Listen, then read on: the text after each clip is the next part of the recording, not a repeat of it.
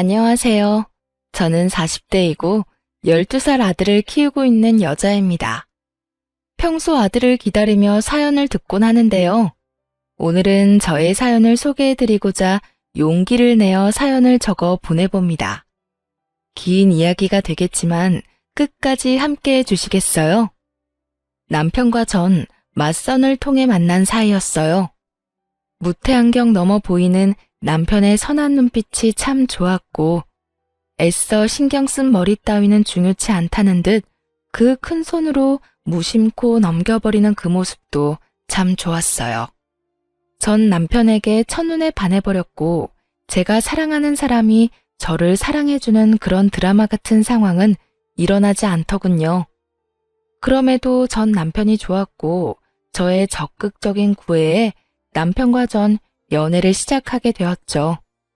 일방적인 마음으로 시작된 연애는 힘들었고 때론 슬펐지만 남편을 너무 사랑했기에 그 관계를 전 놔버리지 못했습니다.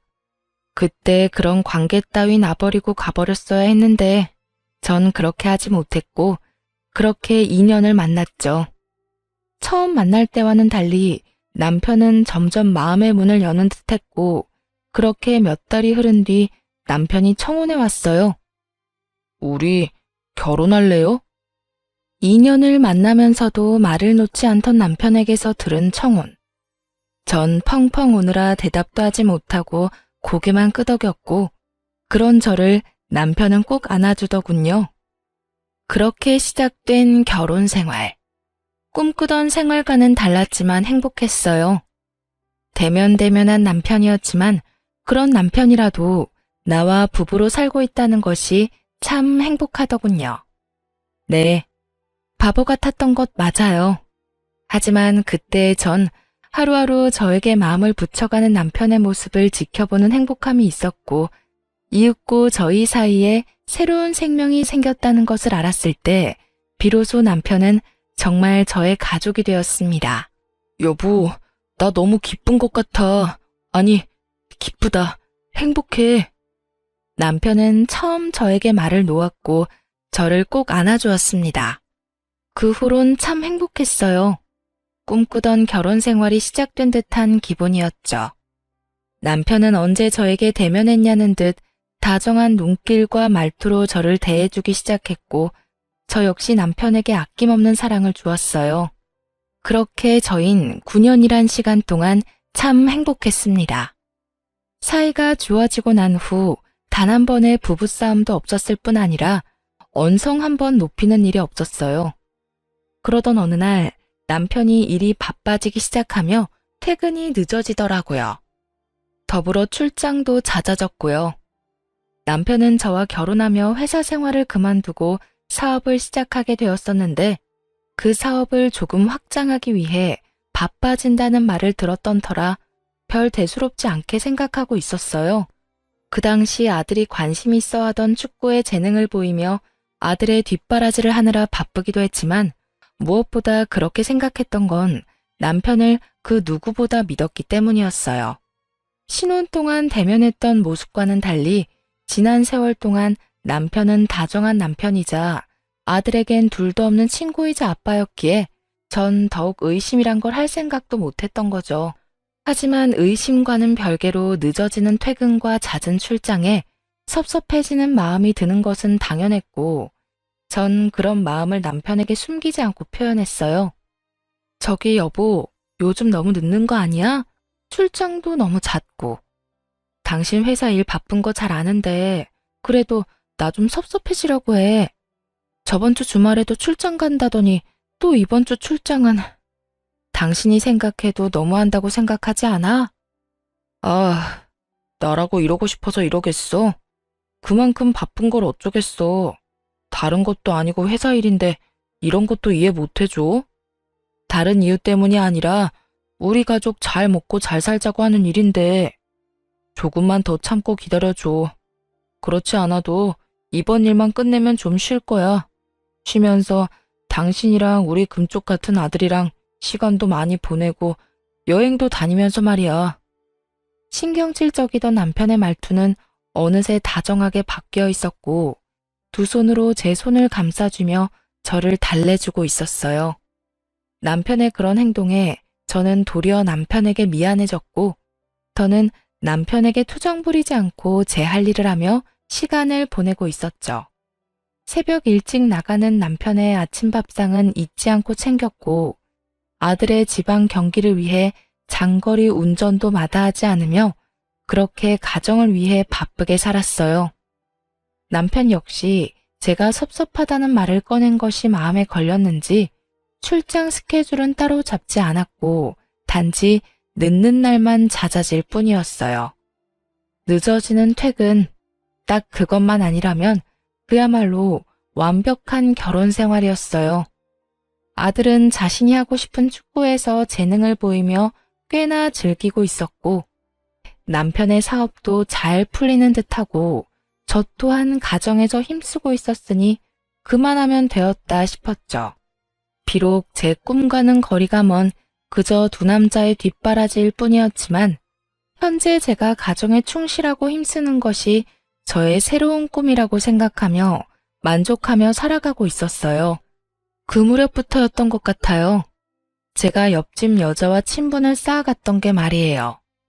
전 당시 5살 된 딸아이를 키우고 있는 옆집 여자와 꽤 친하게 지냈는데 가깝게 지내다 보니 자연스럽게 그 집의 사정까지 알게 되었어요. 언니, 나 사실은 미혼모다? 응? 미혼모? 그러면 애 아빠는 네가 애 낳았다는 사실을 모르는 거야? 응. 헤어지고 난 뒤에 나도 임신했다는 사실을 알게 됐어. 지울까 고민도 했었는데 도저히 지울 수가 없더라고. 그래서 그냥 낳았지 뭐. 사실대로 밝히지 그랬어. 헤어지고 바로 알았으면 다시 잘 될 수도 있었을 텐데. 그럴 만한 일이 좀 있었어. 하여튼 그렇게 혼자 키우고 있다가 1년 전인가? 우연히 애 아빠를 만났어. 그래서 이쪽으로 이사 오게 된 거고. 애 아빠가 이사시켜줬거든. 어머, 그래? 두 사람 아무래도 인연인가 보다. 그래서 두 사람 같이 살기로 한 거야? 결혼할 거냐고. 그게 아직 고민 중이야. 어떻게 해야 할지. 고민할 게 뭐가 있어? 애도 있는데. 애 생각해서 좋게 생각해. 애 아빠가 합칠 마음이 있어 보이거든. 그냥 확 잡아버리란 말이야. 전 옆집 여자를 목에 핏대까지 세우며 응원했고 그 응원이 얼마나 웃기고도 말도 안 되는 응원이었는지 그땐 알지 못했죠. 그렇게 사정을 알고 난 후 전 옆집 여자와 더욱 가까워졌고 어느 날엔가 친정에서 대게를 보여줬는데 너무 많이 보내줬다며 집으로 초대하더라고요. 걔라면 자다가도 벌떡 일어나는 남편과 아들이 떠오르며 전 알겠다고 했고 주말이라 늘어지게 휴식을 취하고 있는 남편에게 물었어요. 여보, 옆집에서 대게 먹으러 오라는데 당신 갈 거지? 뭐? 옆집에서? 응. 친정에서 대게를 보내줬는데 너무 많이 보내줬다고 오늘 저녁에 집으로 오라고 하더라고. 당신 걔 좋아하잖아. 이참에 인사도 할 겸 같이 가자. 전 남편의 팔을 잡아 끌었고 남편은 그런 저의 손길을 살짝 뿌리치며 피곤한 얼굴을 지어 보이더라고요. 에이, 나 피곤해. 그리고 그런 자리 나 불편해하는 거 알잖아. 난 그냥 집에서 좀 잘 테니까 나 말고 대기라면 환장하는 아들만 데리고 다녀와. 그래? 하긴 당신 요즘 많이 바쁘긴 했어. 그러면 알아서 좀 챙겨 먹어. 알겠지? 내 걱정은 말고 다녀와. 그렇게 남편만 두고 아들과 함께 찾은 옆집엔 식탁 한가득 대게가 올려져 있었고 남편을 닮아 게를 좋아하는 아들과 애아빠를 닮아 게라면 사족을 못 쓴다는 옆집 딸은 먹는 사람조차 군침이 돌게 맛있게 먹어주었어요. 만족스러운 식사가 끝나고 아이들은 아이들끼리 어른은 어른끼리 시간을 내고 있었죠. 대화가 잘 통하던 탓에 시간은 속절없이 흐르고 있었고 어느새 시계바늘이 9시를 향하고 있다는 것을 깨달은 전 황급히 집으로 돌아가기 위해 아들을 불렀어요. 제 목소리가 작진 않았을 텐데 무슨 일인지 아들은 대답조차 없었고 저와 옆집 여자는 아이들이 놀고 있는 방으로 향했죠. 방에 가까워질수록 다투는 소리가 들린다 싶더니 아니나 다를까 두 아이는 다투고 있었어요. 너희 뭐해? 왜 싸우고 있어? 저의 물음에 아들은 이렇게 말하더군요. 엄마, 이거 우리 아빠 손수건이잖아. 우리 아빠 손수건이 여기에 있어서 내가 가져가서 아빠 주려고 했는데 얘가 계속 자기 아빠 거라고 못 가져가게 하잖아. 이렇게 말한 아들은 손수건을 더욱 꽉 쥐었고 전 그 손수건이 왜 여기에 있어? 라고 말하며 아들의 손에서 손수건을 뺏으려는 순간 설마 남편의 손수건일까 했던 제 생각은 순식간에 바뀌었어요. 아들이 쥐고 있는 손수건은 남편의 손수건과 똑같더군요. 그 손수건, 아들이 용돈을 모아 남편의 생일 선물로 준 것이었던 터라 모양을 정확히 기억하고 있었거든요. 뭐 널리고 널린 손수건 중 똑같은 것이 있을 수도 있긴 하지만 남편의 손수건은 아들이 시댁인 시골에 내려갔을 때 5일장이 열린 장터에서 산 촌스러운 손수건이었던 터라 그 상황이 의아했어요. 백화점도 아닌 그렇다고 마트도 아닌 시골 장터 5일장에서 산 촌스러운 손수건을 두고 싸우는 상황이라니. 솔직히 속으로 많이 당황스러웠지만 옆집 아이와 아들의 싸움을 멈추는 게 우선이었기에 아들에게 애써 상황을 잘 설명해 주었죠. 아들, 이건 아빠 손수건이랑 똑같긴 한데 아빠 손수건은 아니야. 여기 동생 아빠 손수건이라고 하잖아.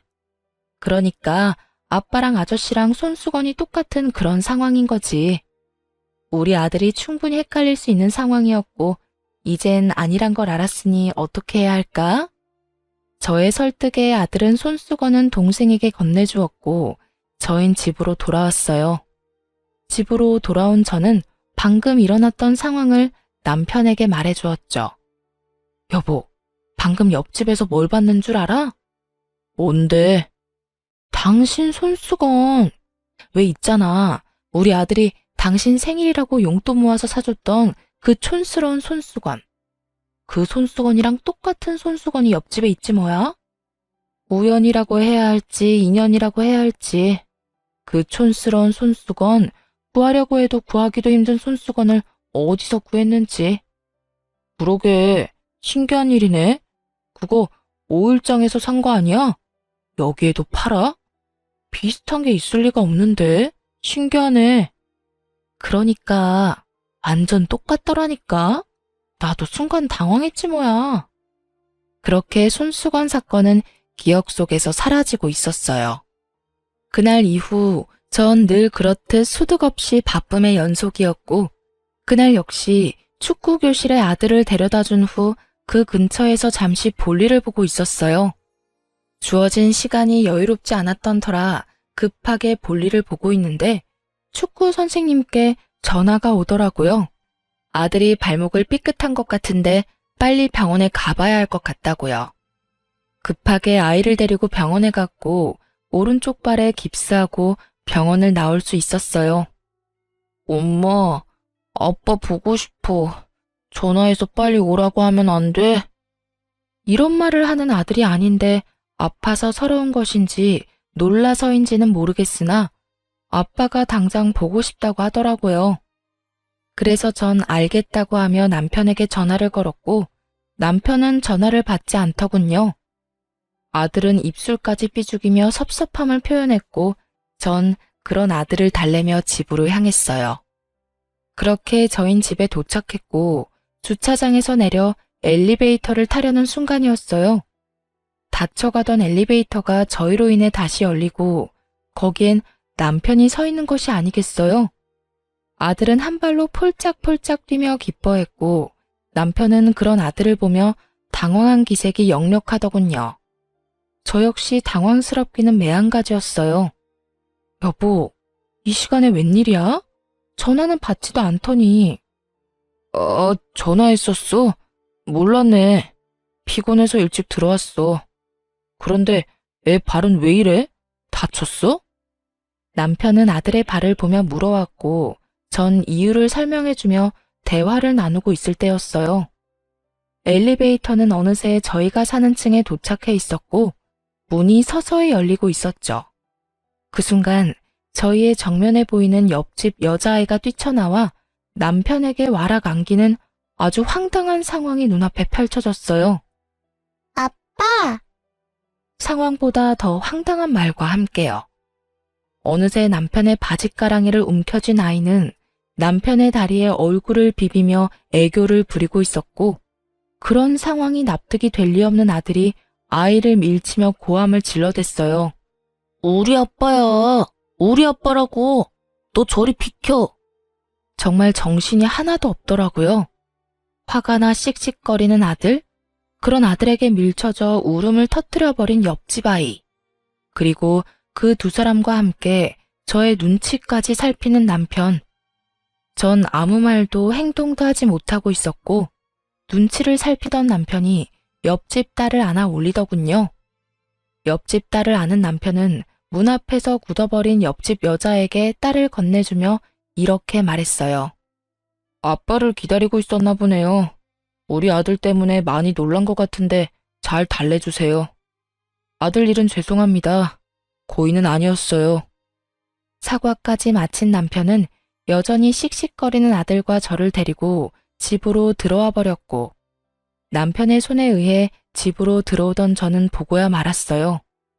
딸을 품에 꼭 안고서 저를 바라보던 옆집 여자의 황당함과 분노가 섞인 눈빛을요. 그렇게 집으로 돌아온 남편은 아무 일도 없었다는 듯이 피곤하다며 욕실로 들어가 씻기 시작했고, 단순한 해프닝이라 여기고 넘기기엔 이상했어요. 옆집 아이를 아들이 밀어서 화가 났나 하고 생각하기엔 분노의 정도가 도를 지나쳐 보였고, 그렇다고 해서 저런 표정을 지을 만큼 저희가 잘못한 것도 없었기에 저는 황당하기도 의아하기도 했죠. 거기에다 5살이면 어리다고는 하나 아빠의 얼굴을 구분하지 못할 만큼 어리지 않았고, 헷갈렸다고 하기엔 아이의 반응이 너무나도 확고했죠. 그렇게 제가 깊은 생각에 빠진 사이 남편이 씻고 나왔고, 전 마땅히 남편에게 물을 말이 떠오르지 않더라고요. 그저 이상한 의문뿐인 상황에서 섣불리 말을 꺼냈다간 저만 이상한 사람으로 몰릴 것이 뻔했고, 남편은 태연하게 로션까지 바르며 잘 준비하고 있었으니 집요하게 묻기가 좀 그랬어요. 그래서 전 왜인지 모르는 불길한 예감에 옆집을 살피기 시작했습니다. 다음날 부상 때문에 아들은 며칠 쉬는 기간을 가지기로 했고, 전 옆집으로 찾아갔어요. 어제 상황도 그러했으니 무엇라 말하는지 듣고 싶었던 마음이 컸으니까요. 옆집 여자는 어제와는 달리 반가운 얼굴로 저를 맞으며 상황을 설명하기 시작하더군요. 어머, 언니 왔어? 어제는 많이 놀랐지. 나도 어제는 딸이 오니까 앞뒤 생각도 못하고 화가 나서 아무 말도 못했는데 진정이 되고 나니까 다 우리 잘못이더라고. 미안해. 우리 딸이 어제 아빠 온다고 온종일 기다렸거든. 그래서 현관문 앞에서 기다리고 있었던 거고. 그렇게 기다리고 있는데 엘리베이터 문이 열리고 성인 남자가 보이니까 제대로 보지도 않고 아빠라고 생각했는가 보더라고. 정말 미안해, 언니. 웃기게도 안심이 되더라고요. 그 순간 여자의 말을 정말로 믿었던 것인지 아니면 믿고 싶었던 것인지.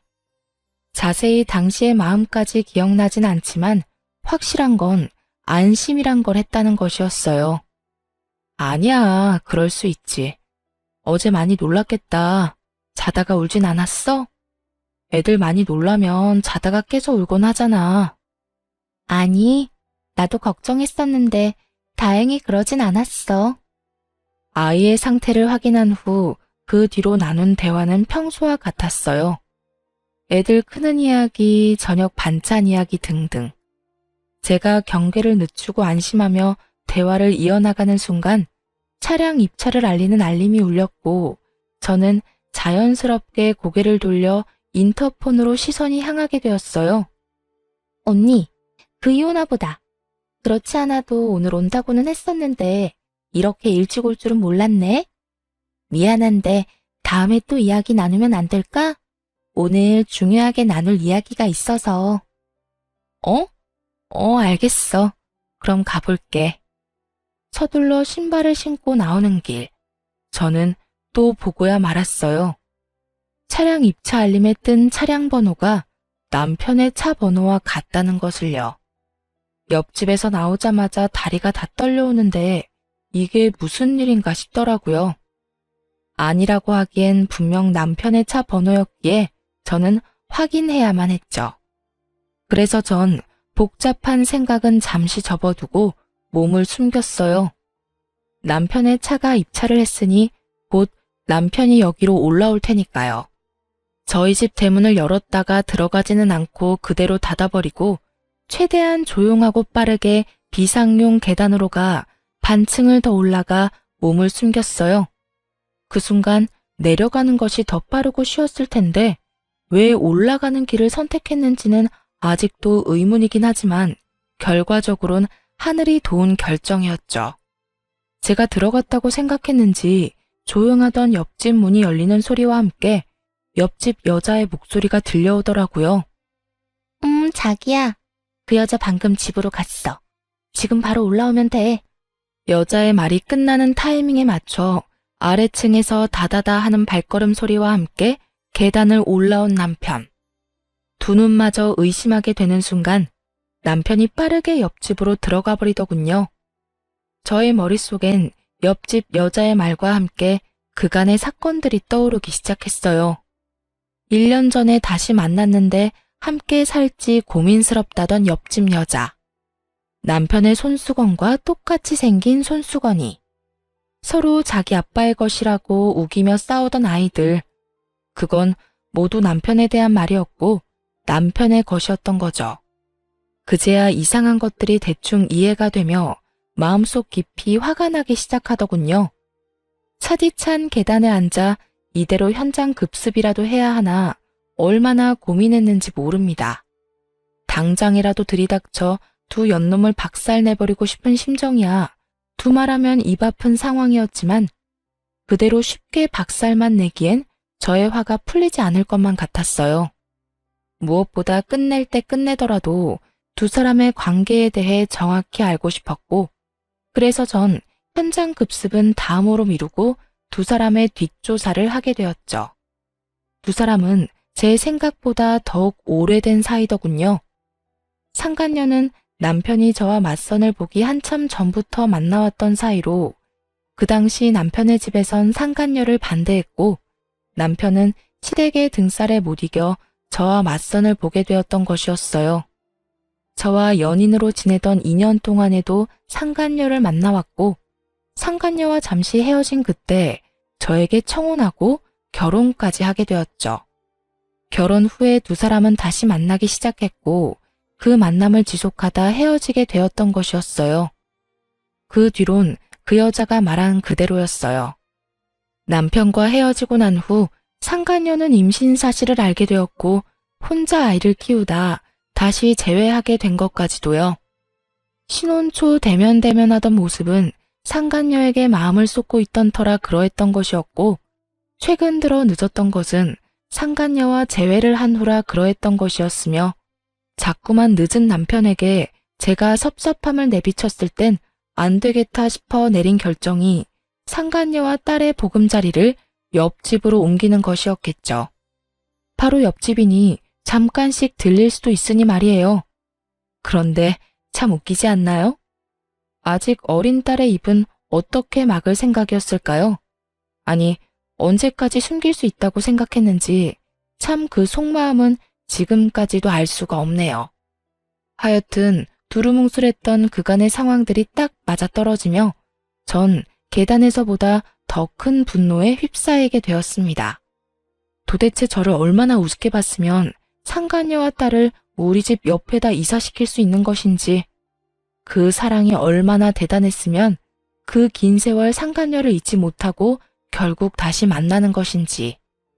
이 모든 생각의 끝에서 제가 할 수 있는 건 그저 허탈한 웃음일 뿐이더군요. 그렇게 울고 웃기를 한참. 가까스로 정신을 차린 저는 친정에 전화해 모든 사실을 알렸어요. 많이 놀라실 것이 분명했지만 언젠가 아실 일이기도 했고 당장 아들을 맡길 곳이 마땅치 않았기에 어쩔 수 없는 선택이었죠. 부모님은 저의 소식에 운전을 한사코 말리시며 직접 오셔 아들을 데리고 가셨고 저의 복수는 그렇게 시작되었습니다. 제일 먼저 전 관리실에 전화해 남편의 차량을 다시 저희 집으로 옮겼어요. 그리곤 기다렸죠. 차량이 들어왔다고 알리는데 남편이 집으로 돌아오지 않는 날을요. 하지만 남편은 무슨 눈치라도 챈 것인지 매번 집으로 들어왔고 전 그 지루한 기다림 속에 재미를 찾기 위해 옆집을 드나들고 있었어요. 요즘 우리 아들 친정에가 있거든? 그래서 그런지 요즘 다시 신혼으로 돌아간 기분인 거 있지? 아, 그래요? 응. 남편도 평소보다 더 다정해지기도 하고 스킨십도 많이 하기도 하고. 아니 글쎄 어제는 출근한다고 현관문 열다 말고 들어와서 뽀뽀까지 해주는 거 있지? 그랬구나. 저의 잊지도 않은 애정과 시에 상간녀의 입은 웃고 있었지만 눈은 저를 노려보고 있었고 그런 썩어 문드러지는 상간녀의 표정을 지켜보는 재미가 꽤 쏠쏠했어요. 얼마나 신났는지 그 표정은 아직도 잊히지 않네요. 그렇게 기다림이 지루하지만은 않은 날들이 지나가고 있던 어느 날 늦은 밤에 집으로 돌아온 남편은 웬일인지 몸도 가누지 못할 만큼 취해 있었어요. 술에 잔뜩 취한 남편은 혀가 다 꼬여버린 채로 고해성사라도 하듯 숨겨놓은 말들을 쏟아내기 시작하더군요. 여보, 진짜 미안해. 너무 미안해. 내가 죽일 놈이야. 정말 미안해. 뭐가 미안한데? 내가 죽일 놈이라 미안해. 그래서 나 다 정리할 거야. 이번 주말에 다 정리하고 당신하고 우리 아들, 내 가정 지켜낼 거야. 그러니까 조금만 기다려줘. 전 직감적으로 알 수 있었어요. 다가오는 주말에 남편이 상간녀와의 관계를 정리하려고 한다는 것을요. 그 말을 듣는데 한심하게도 멈칫하게 되더라고요. 남편에게 마음이 남아서도 아니었고 부부관계에 미련이 남아서도 아니었어요. 오로지 아들. 아들 때문에 그냥 여기서 모든 걸 덮고 아무것도 모른 척하며 결혼 생활을 이어나가야 하나 싶은 생각이 들더라고요. 하지만 그 생각들의 꼬리를 물고 몇 번의 재회를 한 두 사람이 떠올랐고 지금 정리한다고 한들 그 이별이 영원하진 않을 거란 생각이 들었죠. 그래서 전 마음을 다잡고 남편이 정리를 마음먹은 그날에 저도 모든 것을 정리하기로 했습니다. 그렇게 주말이 다가오고 전 평소 신경도 쓰지 않던 외모에 신경을 쓰기로 했어요. 초라해 보이긴 싫더라고요. 정리를 당하는 입장도 아니고 정리를 하러 가는 입장인데도 여자 마음이란 게 무엇인지 마지막 모습만큼은 당당하고 예뻐 보이고 싶더라고요. 시장을 끝내고 남편을 기다리고 있으니 생각보다 이른 시간에 남편의 차가 집으로 들어오더군요. 저는 남편의 차가 들어옴과 동시에 현관으로 가 귀를 대고 기다렸고 저의 예상대로 상간녀의 목소리가 들리는가 싶더니 옆집 문이 닫히더라고요. 그렇게 30분을 기다렸고 그 30분이 제 인생에서 가장 긴 30분이었죠. 굳게 다잡았던 마음은 속절없이 흔들리고 있었고 그럴수록 전 더 강하게 제 마음을 다잡았죠. 그렇게 30분이 조금 지날 무렵 전 옆집으로 가 벨을 눌렀고 현관문을 연 상간녀는 울고 있더군요. 전 그런 상간녀를 밀치고 집으로 들이닥쳤어요. 그 짧은 사이 신발은 어디다 감췄는지 보이지 않았고 남편 역시 보이지 않더군요. 언니, 왜 그래? 뭐해? 갑자기 남의 집에 와서 이게 뭐 하는 짓이야? 상간녀는 고함을 지르며 저를 말리려고 애썼지만 이미 눈이 돌아버린 저는 그런 상간녀를 밀치고 남편을 찾기 시작했어요. 안방에도 화장실에도 없던 남편은 아이의 방에서 다리를 떨며 침대에 앉아 있었고 벌컥 문을 열어젖힌 저와 딱 마주치게 되었죠. 전 한심한 꼴의 남편을 그저 바라보았고, 그런 저를 본 남편은 저에게 득달같이 달려와 저를 붙잡고 변명을 하기 시작했어요. 여보, 내가 설명할게. 내가 설명할 수 있어. 전부 오해야. 정말이야. 당신이 생각하는 그런 거 아니니까 제발 내 말 좀 들어봐.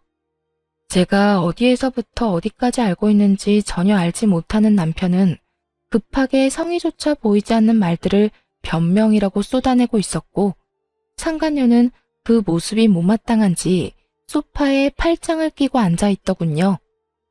나 다 알고 있어. 이미 당신이랑 저 여자랑 예전부터 만났다는 것도, 최근에 다시 만나기 시작했다는 것도 나 다 알고 있다고. 그것뿐인 줄 알아? 두 사람 사이에 5살 된 딸까지 있다는 것도 다 알고 있어. 그런데 뭐가 오해인데?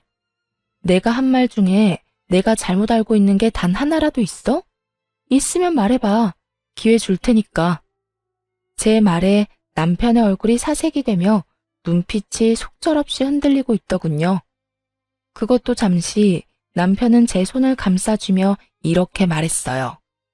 나 정말 오늘 이 사람이랑 정리하려고 했어. 그래서 여기 있었던 거고. 정말이야, 믿어줘. 그러셨어? 응, 조만간 이 사람 이사도 갈 거고, 이사 가면 2번 다신 나하고 엮이는 일은 없을 거야. 그렇게 정리되고 나면 우리는 아무 일도 없다는 듯이 예전처럼 돌아갈 수 있어. 내가 정말 잘할게. 당신하고 우리 아들한테 정말 잘할 거야. 가정에 충실한 남편이 될 자신 있어. 그러니까 당신이 한 번만 눈 감아주면 안 될까? 나 당신 사랑하는 거 알잖아. 나 이제 당신밖에 없어. 그토록 원하던 말이었는데 지금 이 순간에 소원하던 말을 듣게 되니 그 기분 참 더럽더군요. 이런 상황이 돼서야 저밖에 없다고 저를 사랑한다는 말을 짓거리다니. 남편이란 인간도 참 대단하지 않나요? 남편의 어이없는 고백에 상간녀는 소리내어 웃더니 이내 오열을 하며 괴성을 지르기 시작하더라고요. 이러려고 날 찾아낸 거야? 이렇게 또 비참하게 버리려고? 이럴 거면 날 찾지 말았어야지. 이렇게 또 버릴 거면 그냥 딸하고 살게 뒀어야지. 숨어서 잘 살고 있는 사람 찾아내서 희망이란 희망은 다 심어놓고 어떻게 날 또 버릴 수가 있어? 네가 인간이야? 그래요. 남편과 헤어진 후 임신 사실을 안 상간녀는 2번 다신 남편과 재회하지 않을 심산으로 서울에서 떨어진 곳에 숨어 지내고 있었고, 그런 상간녀를 찾아낸 건 다름 아닌 남편이었습니다. 흥신소를 통해서도 어떻게 재회했는지까진 알 수 없었는데 실상은 그러했던 거죠. 상간녀의 말에 남편은 고개를 숙이며 눈물을 흘렸고, 전 그 사랑 참 대단하다는 생각이 들며 오만 생각이 다 스쳐가더군요. 그렇게 전 할 말을 잃었고 그 울음소리뿐인 정막을 깬 건 다름 아닌 남편이었어요. 저기 여보, 저 사람 그냥 저대로 살게 두면 안 될까? 이 집에서 말이야. 그게 무슨 말이야? 저의 물음에 남편은 무릎을 꿇었고 저의 바짓가랑이를 붙잡으며 못다한 말을 이어나가더군요. 나 당신하고 이혼은 절대로 하고 싶지 않아. 그런데 그렇다고 해서 저 사람이랑 내 딸, 그 2사람을 또 버릴 수도 없을 것 같아. 그러니까 우리 옆집에 살게 하면서 내가 가끔씩 들여다보면 안 될까? 저 사람이랑 정을 나눈다거나 애정을 쏟겠다는 게 아니라 그저 가끔 잘 있나 그것만 좀 확인이라도 하고 싶어서 그래. 제발. 이 무슨 쓰레기 같은 말인지 모르겠더군요. 남편의 말은 아무리 좋게 포장한다고 한들 대놓고 2집 살림하겠다는 뜻이었고, 지난밤 술에 취해 온 남편의 고백에 잠시라도 고민이란 걸 했던 저 자신이 그렇게 원망스러울 수가 없는 상황이었죠. 전 무릎을 꿇고 앉은 남편의 뺨을 있는 힘껏 내리쳐버렸어요. 네가 인간이야? 어떻게 인간이 그렇게나 뻔뻔할 수가 있어? 어떻게 나한테 그런 요구를 할 수가 있냐고. 뭐? 가끔 들여다보고 싶다고? 확인하고 싶다고? 그게 나한테 할 말이라고 생각해? 저의 행동에 남편은 말이 없었고 대신 상간녀가 그 앞을 막아서더군요. 차라리 날 때려. 이 사람은 죄 없으니까 날 때리라고. 이렇게까지 때려달라고 말하는데 마다할 이유가 없었던 전 상간녀 뺨을 연달아 때려버리곤 이렇게 말했어요. 맞으니까 기분이 어때? 더럽지? 내 기분은 그것보다 훨씬 상상치도 못할 정도로 더러웠어. 옆집 여자랑 바람을 피웠다고 해도 용서되지 않을 것 같은데 바람 피워 애까지 낳은 여자를 떡하니 옆집에 살게 했다고?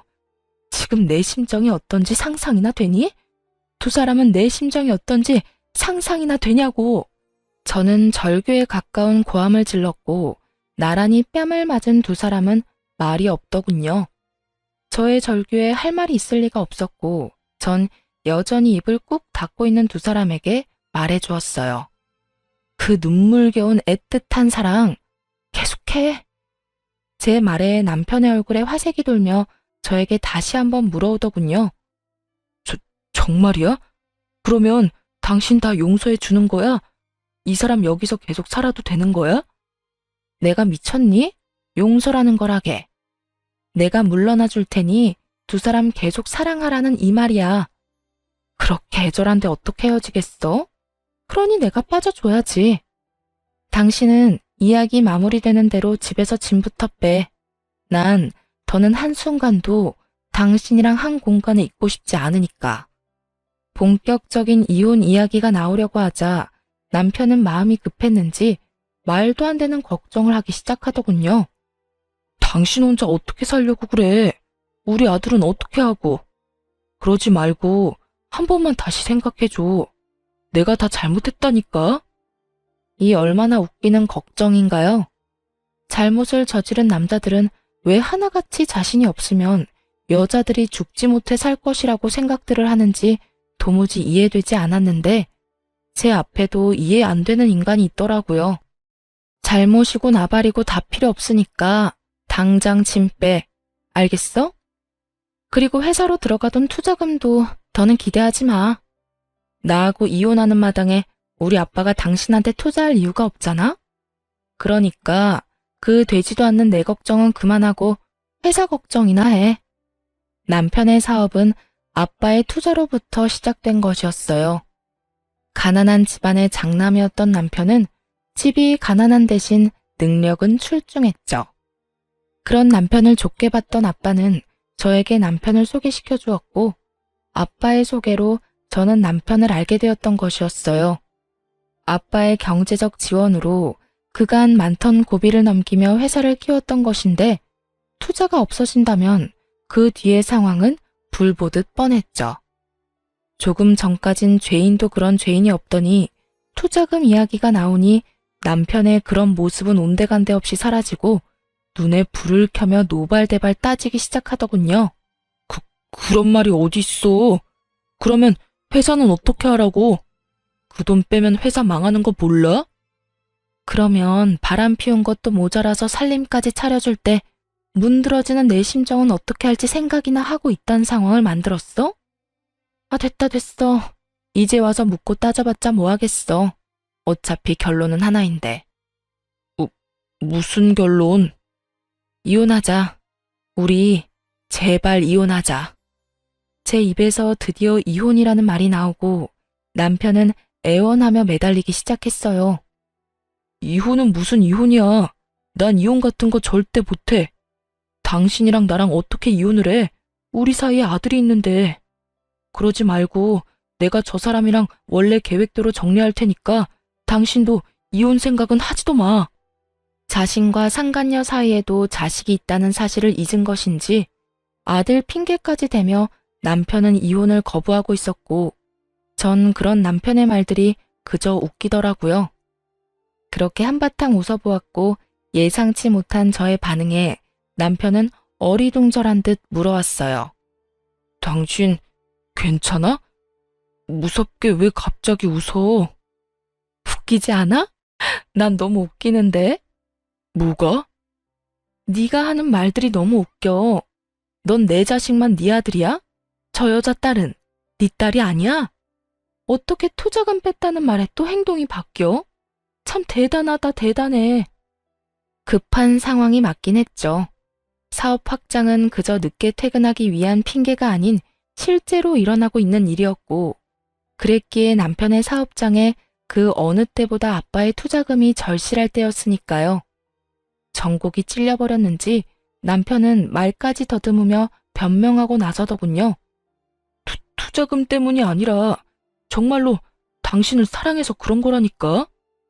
전 이제 진짜 그만하고 싶다는 생각이 들었고 다시 한번 남편에게 말했습니다. 사랑은 저 여자랑 많이 하고 우린 이혼해. 진심이고 당신이 무슨 말을 어떻게 하든 난 흔들리지 않을 거야. 그러니까 이럴 시간에 앞으로 어떻게 살지 그 고민이나 해. 그러면 법원에서 봐. 저는 이혼을 통보하고 나와버렸고 이혼 소송을 하게 되었어요. 전 생각보다 많은 재산 분할과 함께 두 사람분의 위자료를 받으며 이혼하게 되었고 전 남편의 회사는 제 예상보다 빨리 무너져 내렸어요. 돈이 많이 필요로 하던 시기에 전액 회수한 투자금이라 그 큰 돈을 메꾸려 사방팔방으로 다니며 애쓰는 듯 했지만 그런 노력에도 불구하고 결국 전 남편의 회사는 망해버렸죠. 남은 재산 역시 빚마금으로 다 날리고 말았다는 소식을 전해 들을 수 있었어요. 옆집은 이혼 소송이 진행되는 사이 빠르게 이사를 하였는데요. 그 두 사람이 어디로 떠나버렸는지에 대해선 궁금하지도 않았는데 전 시모가 참 친절하게도 전화까지 걸어 알려주더라고요. 너 여기 누가 와서 지내고 있는 줄은 아니? 제가 굳이 알아야 하나요? 당연히 알아야 하지. 네 남편이 여기 와 있는데 네가 알아야지 또 누가 알아야 한다는 말이니? 남편 아니라 전 남편이겠죠. 전 남편이니 굳이 알 필요도 없을 뿐더러 궁금하지도 않아요. 그렇게 야박하게 굴지 말고 내 말 좀 들어보렴. 요즘 내가 얼굴을 들고 다닐 수가 없다.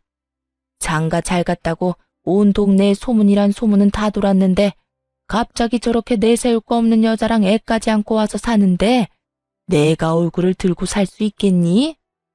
그래서요? 그래서요는 무슨 그래서요야. 네가 다시 우리 아들 데리고 가야지. 저 여자랑 딸은 내가 어떻게 해서든 떼낼 테니까 네가 우리 아들 좀 다시 데리고 가라. 아들 혼자 올라가는 것보다 네가 내려와서 데리고 가는 게 여러모로 보기 좋지 않겠니? 이 와중에도 자신의 체면을 생각하는 전시모의 말을 듣고 있는데 참으로 어이가 없더군요. 어떤 생각으로 살면 저런 말을 아무렇지 않게 내뱉을 수가 있는 것인지 그 머릿속이 다 궁금해지는 지경이었어요. 그럴 거였으면 애초에 이혼 따윈 하지 않았겠죠.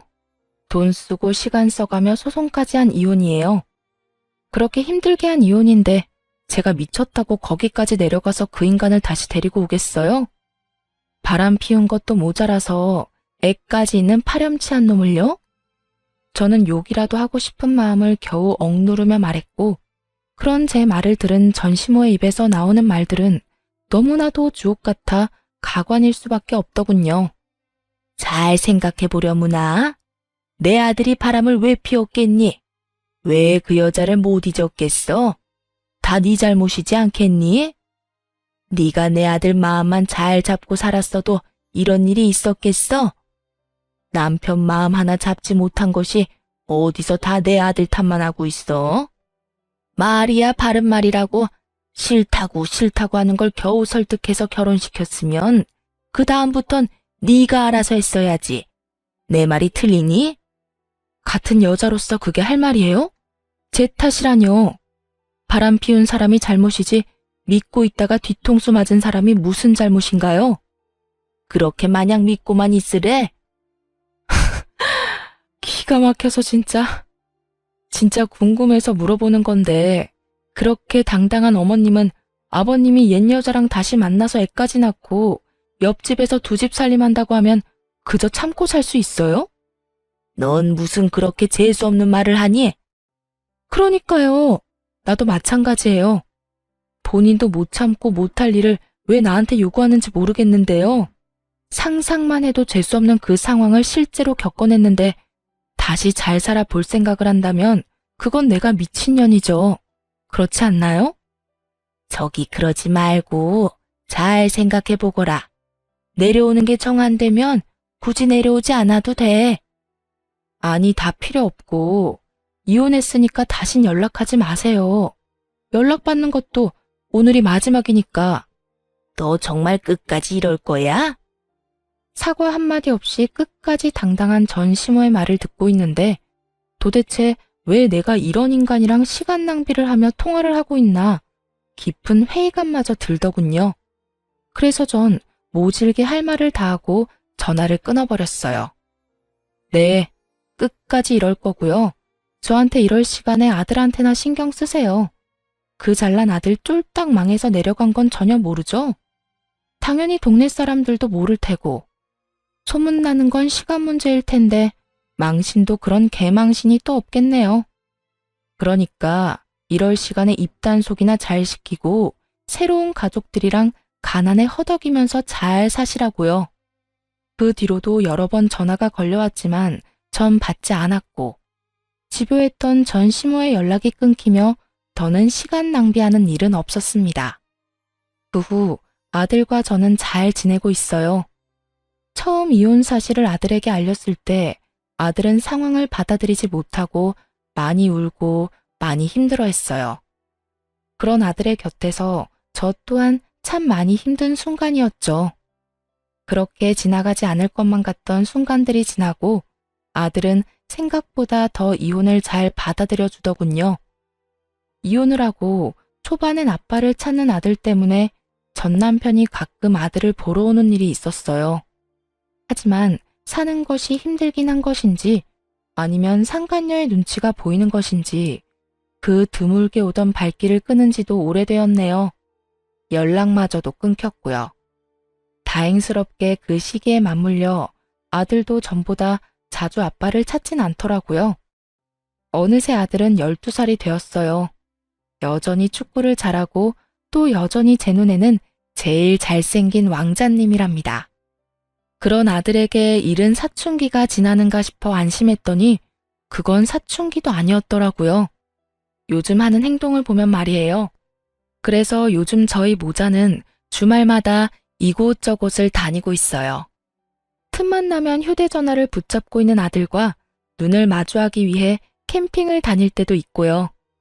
조금은 격양된 아들의 마음을 진정시켜주기 위해 낚시를 갈 때도 있고요.